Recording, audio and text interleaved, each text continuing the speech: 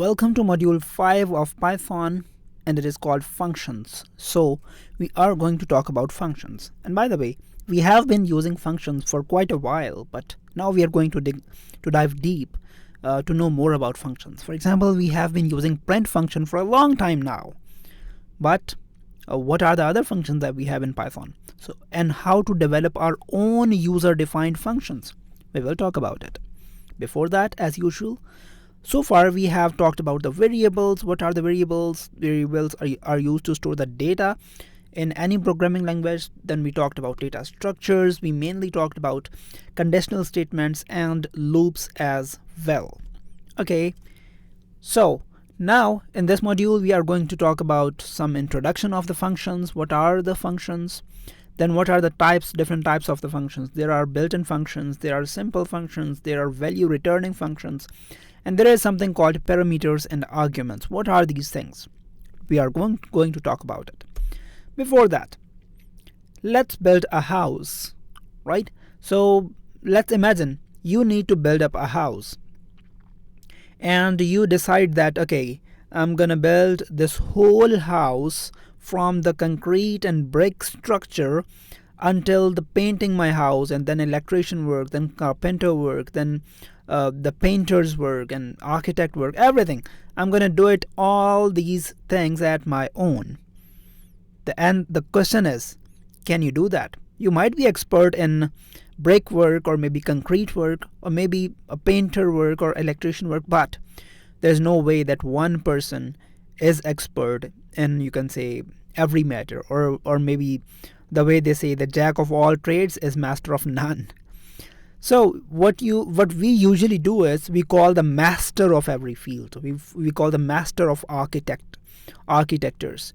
We call the master of carpenters. We call the master of electricians and electrical work and painters. So everyone do their own job. So now you can imagine these works as the functions, right? For example, first of all, we call the function of architect. Hey, give me an architect, right? Give me a blue map of this building, blueprint of the building. Okay, then we call the builder. Okay, according to this blueprint, build up a concrete structure, or maybe do the brickwork or stuff like that. Okay, now you're done. Now I'm gonna call the carpenter to do the wooden work. Now I'm gonna call the plumber to do the other work. Now I'm gonna call the electrician. So these are the functions. You can say these are the people, the specialized people who have learned this work to do in a specific way, right? So same goes out in programming. If you have a very small program of maybe 4 or 5 lines, you can do it easily without functions. But in real world, usually the programs are in hundreds and thousands of lines. In some programs are in millions of coding lines. When you want to scale the programming to the large programs, then you cannot write these vanilla codes. I mean, this is called vanilla coding, that you just write the program without using functions. So you define each and every part of your program inside a function. I'll talk more about it, but so far we have already used these different built-in functions. So built-in functions are just like the ready-made pizza. And sorry if you are craving for pizza after looking at this picture afterwards. I'm really sorry for that. So but however, you can pause the video and you can have a pizza break right now if you want. If not, then let's continue. Okay, so it's your choice, Python or pizza. I know pizza is gonna win, so you can pause the video, go, and then you can resume the video. So we have used the built-in functions so far, like print function, input function, length functions. So these are the functions that are ready-made functions. For example, the functionality of print function was already defined. Functionality of input function, functionality of length function, these functionalities were already defined in Python, right, by someone. But what if I want to create a tailor-made function that should be tailor-made according to my needs? Can I do that? Answer is yes. Why not? We can do that. That is called user-defined functions. So how can we create user-defined functions? Let's see. So if we talk about user-defined functions, we have simple functions, value returning functions, and other type of functions as well. So let's start with simple functions. So what are the simple functions? So basically this is a block of code. Again, I hope you know what is block of code. A set of instructions, you can say, or a set of coding lines is a block of code. So if you want a block of code that should be executed only when it is called, these two words are very important. It should be it executes only when we call it, right? So I'll define what do we mean by this. So here's the syntax for the function. For example, first of all, we'll have def, that stands for define. So we are defining a function, that is a keyword. And then there will be a function name, just like a variable name. Then there will be some parenthesis, a pair of parentheses, then colon, and then a block of code that will be indented. That's it. Let's have an example. Def stands for define, so we are defining a function. Function name is print my name. We cannot have spaces in the name of the function, as we know that identifiers cannot have spaces in it. So print my name is the name of function, and then we have parenthesis and then colon, right? Sorry. And then we are saying print Zia. Okay, let's do something practically and see how it works. So we'll say def, that turns into green because it is a keyword. So I'll say print, let's say print Zia name. Okay, and here what I'm gonna do is I'm gonna simply say print Zia. Okay, so that's my name. Okay, so now this is called function definition. So function is defined over here, right? So this is first thing, function is defined. Now we want to call this function, that is the second part. It will never execute. As you see, I'm running this function, it is not printing it out. It will only execute when I will call it. Now you can recall the example of building a house.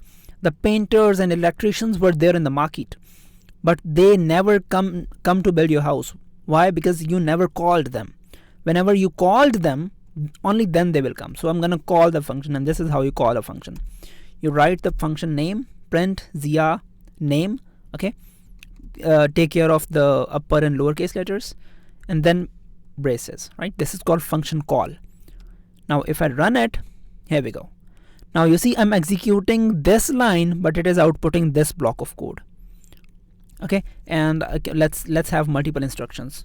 So I can say following is my name. Cool. Now I'll run it again and again. So you can see following is my name, Zia A.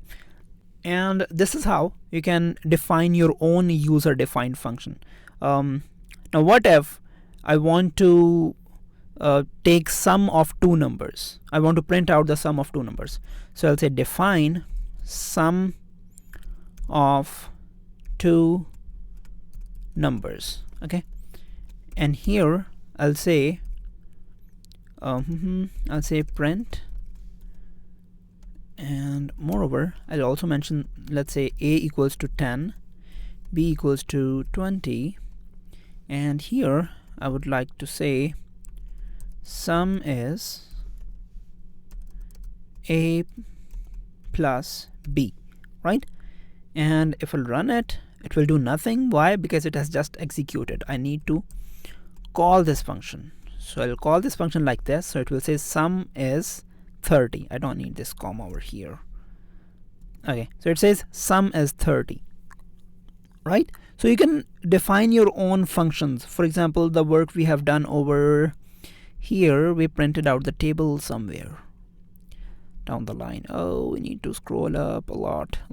Yeah, here we go. So for example, we defined a function over here that prints out the table.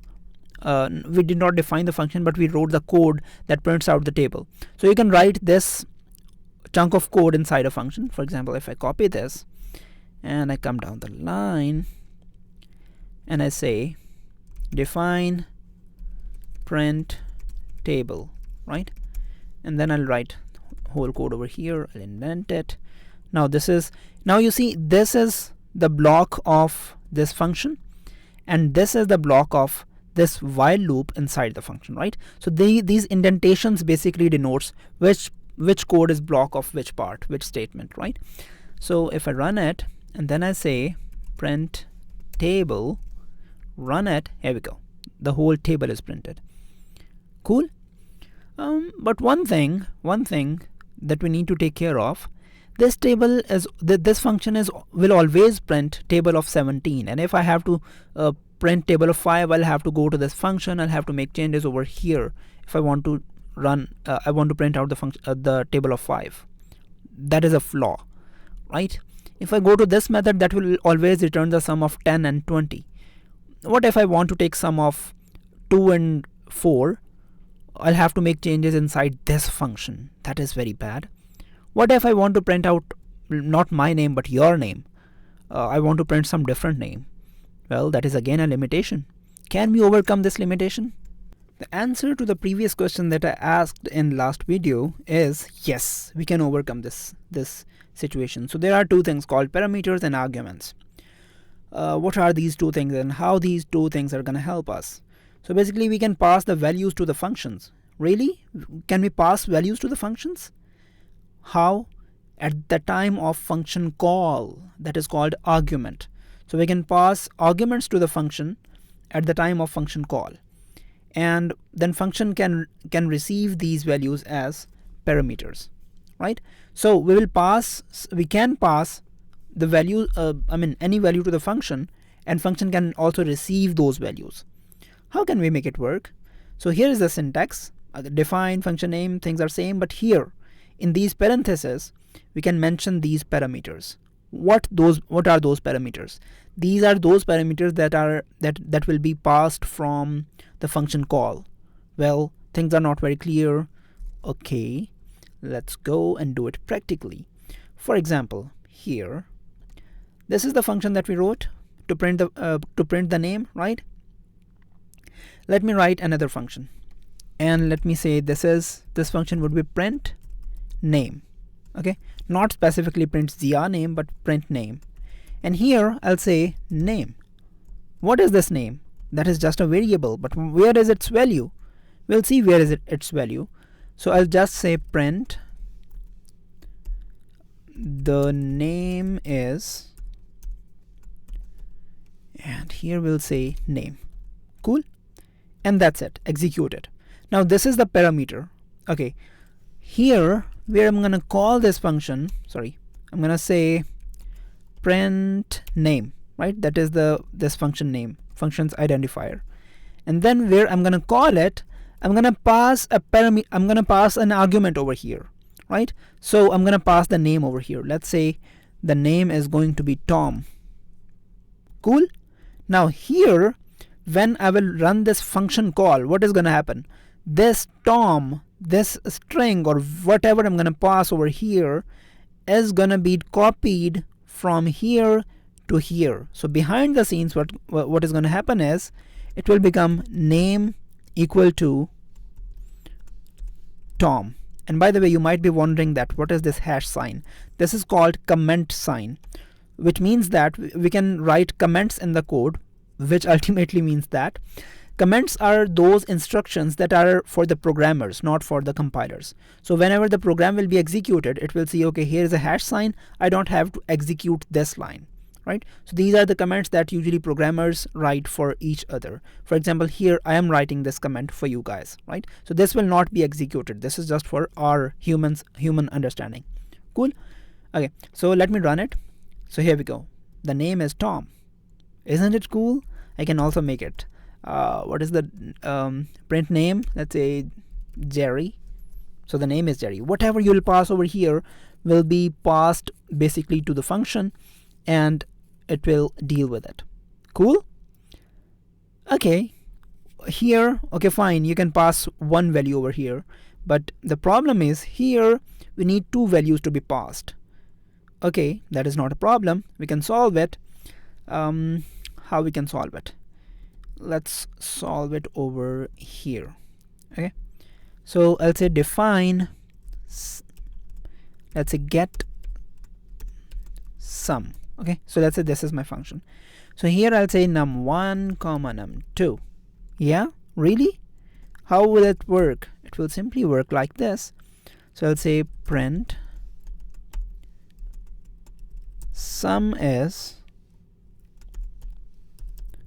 num1 plus num2, right? If I run it, and now from the function call where the game starts, where the main game starts actually, here now let's say I want to take sum of 2 and 4. What will happen? Basically that 2 will be copied to num1, right? So it will do something like num1 equals to 2, and this 4 will be copied to num2. So it will be like num2 equals to 4, right? So now here in this code, num1 is basically 2 and num2 is basically 4. Cool. If I run it, here we go. I can make this, I can write 40 instead of 4. It will also work. I can write 12 instead of 2. It will also work, right? So this is how you can pass different arguments inside the function call that will be received as parameter inside the function definition. Cool. Now here, can you make it work? I hope you can. So let's say, and here is the problem that I want you guys to solve. Okay, I want that I should pass a number from here function call. Let's say I pass 3 over here, so the table of 3 should be printed. I pass 30 over here, so the table of 30 should be printed. Cool. Not only this, I also want I should pass, let's say 3 comma, let's say 15. Now what should happen? Table of 3 should be printed until 15. Here the table is printed until 10. I want table of 3 to be printed until 15. Now make adjustments according to this code, according to the problem that I have defined, right? So try your best. I hope you guys tried your best, but if you guys are stuck anywhere, so let me help you out. Let me just copy this and paste it over here so that we don't ruin the previous code, and let's change the name of this method. Let's call it print, let's say print custom table, right? And let's also use this method over here. Okay, so I want to pass 2 things from here. First is the table number and second is the counter, right? So let's say here this will be the number for which I want to print the table, and then this will be the limit, or you can say let's call it limit. Okay, until which number do we want to print the table. Cool. Now here I had defined number before, that was 5, so I'll get rid of it. Why? Because now 3 will be copied in this num, and this num will be taken care of later on. Now secondly, I have to take care of the limit. Where in this code I'm making use of the limit? Can you guess? Here. Some counter is starting from 1. The count is starting from 1, and it keeps running the code until count is less than or equal to 10, right? So I'll make limit over here. Now if the limit is 15, it will keep running until the limit is reached, until the 15 is reached. If limit is 150, it will keep running until 150 limit is reached, right? So let's try. Here we go. Isn't it cool? If I make it 150, here we go. It keeps running and running and running and running. So 3 multiplied by 150 is 450, right? Cool. I have solved one problem, and I am gonna give you, I have solved a problem, and now I'm gonna introduce a new problem to you guys. For example, here is a function that we have defined, get sum, that prints the sum. Here is a function that we have defined that prints the name, print name. Here is a function that we have defined that prints a table. All of these functions are printing the things. What if I don't want to print these things? I want these functions to get me the result. For example, this getSum method should get me the value of the summation, right? What do we mean by that? For example, here in the code, let's say get, I make use of this getSum method. I took sum of 12 and let's say 13. It just prints out 25. What if I want to make use of the result of this method. The result of this method should be 25, right? I want to say, let's say, whatever the result of this method, whatever the result of this method plus 3, something like this, or whatever the result of this method multiply by 3 or something like this. How can I do that? If I do it something like this right now, I run it, it gives me the error. Well, think about it. So I hope you understood the problem, and let's talk about the solution. Solution is value returning functions. Yep, functions can return the values. Really? How? Let's talk about the formal definition. So the block of code that executes and returns the value only when called. So previously we had functions that execute and that executes only when they are called. So this function does not only get executed, it also returns the value as well when they are called. Okay, where is the syntax? So here is the syntax. So it says define function name, block of code, and then at the end we will return some value, right? So let's do some practical stuff over here. For example, let's talk about this get sum method, right? So where is it? Let's copy and paste its code. Copy and let's paste it over here, right? So let's modify this code, and here we'll say result equals to num1 plus num2, right? And here I'll use a keyword called return. Since it has turned into green, so it is a keyword that has some special stuff to do. So we'll say return result. We'll run it. What happened? Nothing. Why? Because we have not called this function so far. So let's call this function get sum, right? And we'll take sum of 12 and 3. Run it. 15. Well, we are not printing it anywhere, but it is still printing. How is it possible? Well, that is a magic of this word called return, right? So basically what this return word or keyword does is it replaces the function call with this variable that is being returned. This is a very important line. I want to repeat it. The job of this return function is to replace the function call with this variable. Now, since this variable is what? This is an integer. We are summing up two integers. The result will also be an integer, right? So this is an integer. So now this function call will be replaced by an integer. Let's make sure this is an integer, right? How we can make it sure? Let's add another value to it. There we go. It makes it 16. So it does not make sense to add 1 to a function, but yeah, it does make sense when it is a value returning function, because this function will be replaced by this integer. Cool. Now I can do whatever I want to do with it. I can take its I can multiply it with 3. Yeah, 15 multiplied 12 plus 3, result multiplied with 3 is 45, right? Make sense or not? Okay, here is a trick question. What if I would do something like this? Let's say this. What is going to be the output? Oh, let's not do it like this. Let's not ruin our environment. Okay, so what is going to be the output of this function? Any guess? First of all, let's see how it will work. And by the way, first of all, it will execute the internal function, right? It starts execution from left hand side, and when it will say, okay, get sum function is called, it will call this get sum function. Get sum function will ask, get me two numbers. What is the first number? First number is 12. Okay, what is the second number? Second number, okay, wait a minute, there is again a function call. So you wait, I'm gonna call this function now.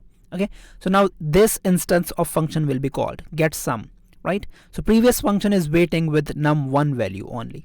Okay, and now this get sum function, second instance of get sum function will be called, and okay, it will say, okay, get me two values. First value will be 2 and second value will be 3. So it will execute it, and this return statement will replace this function call with result. What will be the result? Result would be 5. Yes, no. So this will be replaced by 5. Now come back, the previous function call that was left, that was waiting for this num2. Now can you tell me what will be the value of num2? Value of num2 would be the result of this function call, that is 5. So 12 and 5 will be passed to get sum, and it will return the result. Ta-da! Yes, no. I hope you get it now. Cool? Okay, now so here is a job to be done by you guys now. I want you guys to write a value returning function for all the arithmetic operations. What do we mean by that? I mean, you should write define let's say add. Okay, so it should take two numbers, num1 comma num2. Okay, and it should return the result of addition. Cool. And by the way, if you want to define a function, this is called function definition, right? And if you don't want to write the body of function, you can just write pass over here, which means that you want to write the body of function later on, right? And here you will say sub stands for subtraction, num1 comma num2, right? And so on and so forth. You have to define all the define value returning functions for all the arithmetic operators, right? Cool. So far, just do it, and then I will tell you in upcoming modules you can make your own calculator by just combining while loop, these functions, and if else statement. I'll tell you how.